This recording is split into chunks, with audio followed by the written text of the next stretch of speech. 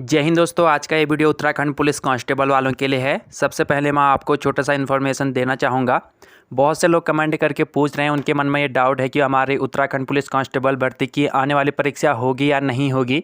तो मैं आपको क्लियर करा दूँ, ये परीक्षा आपकी स्थगित किया गया है, ना कि कैंसिल किया है। तो आपको डीमोटिवेट होने की ज़रूरत नहीं है, आपको मन लगा के पढ़ाई करनी है। आपकी ये परीक्षा होगी और ज़रूर होगी। जैसे कि UKSS में जो है कई धांधलीबाजी परीक्षाएं में जो है कई धांधली पकड़ाई में आई हैं, तो कई लोग गिरफ्तार हो चुके हैं। हो सकता है जब आपका ये केस ख़त्म हो जाए उसके बाद आपकी कोई डेट निकल के आएगी और आपकी परीक्षा ज़रूर होगी। तो कंपटीशन काफ़ी हाई है, आपको जो है ज़ोर शोरों से अपनी तैयारी जारी रखना है। तो चलिए, आज का ये वीडियो जो है, हम इस वीडियो में उत्तराखंड से संबंधित 15 महत्वपूर्ण प्रश्न आपके लिए लेकर आए हैं। तो वीडियो को शुरू से लेकर लास्ट तक पूरा जरूर देखेगा और सभी प्रश्न के ऑप्शन आपको देखने को मिल जाएंगे, तो आप टेस्ट भी लगा सकते हैं कमेंट बॉक्स पे।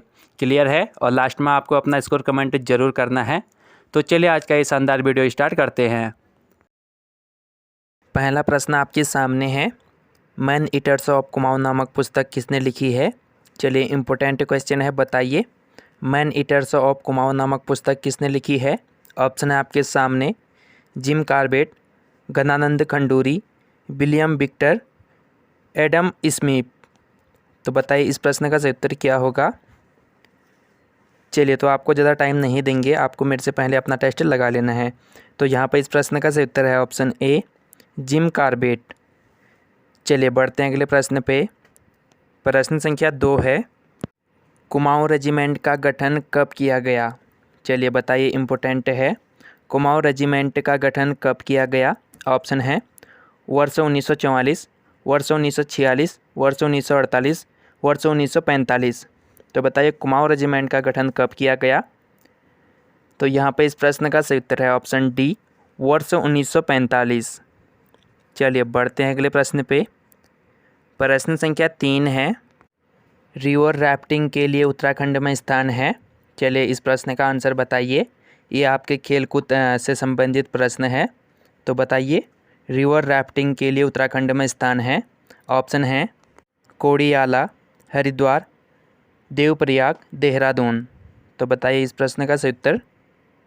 तो यहाँ पे इस प्रश्न का सही उत्तर है ऑप्शन ए, कोड़ियाला। चलिए बढ़ते हैं अगले प्रश्न पे। प्रश्न संख्या 4 है, श्री गुरु रामराय दरबार साहिब की स्थापना कब हुई थी? बताइए, इम्पोर्टेंट क्वेश्चन है, श्री गुरु रामराय दरबार साहिब की स्थापना कब हुई थी? ऑप्शन है 1690 ईस्वी, 1699 ईस्वी, 1704 ईस्वी, 1716 ईस्वी। तो बताइए श्री गुरु रामराय दरबार साहिब की स्थापना कब हुई थी?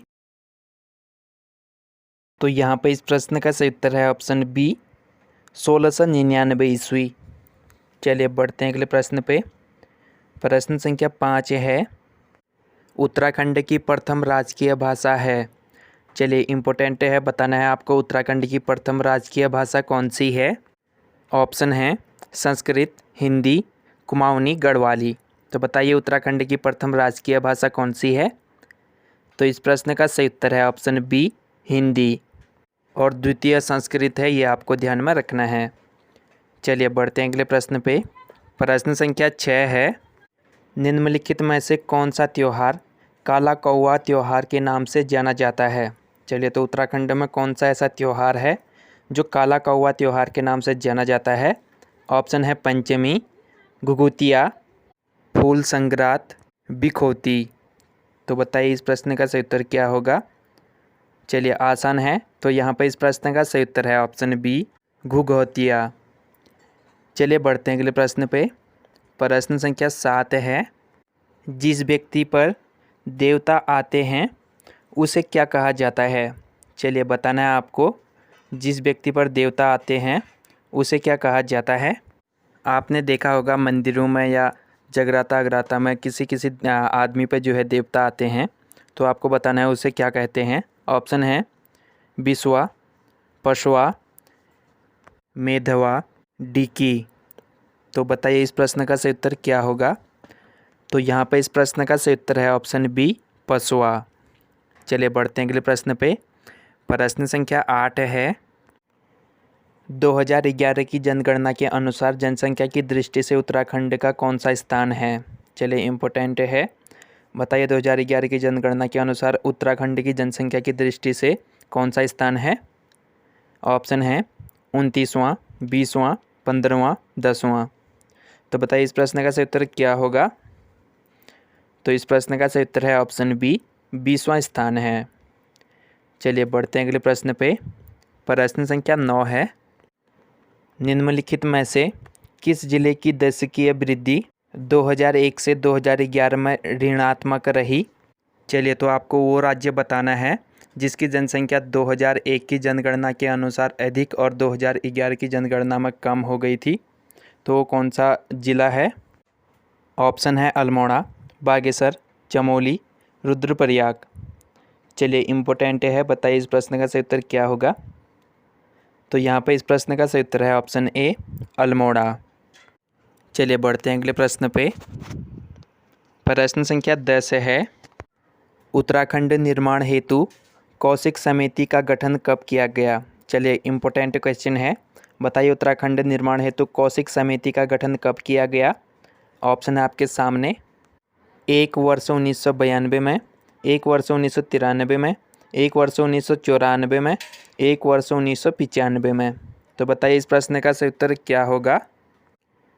चलिए तो यहाँ पर इस प्रश्न का सही उत्तर है ऑप्शन सी, 1 वर्ष 1994 में।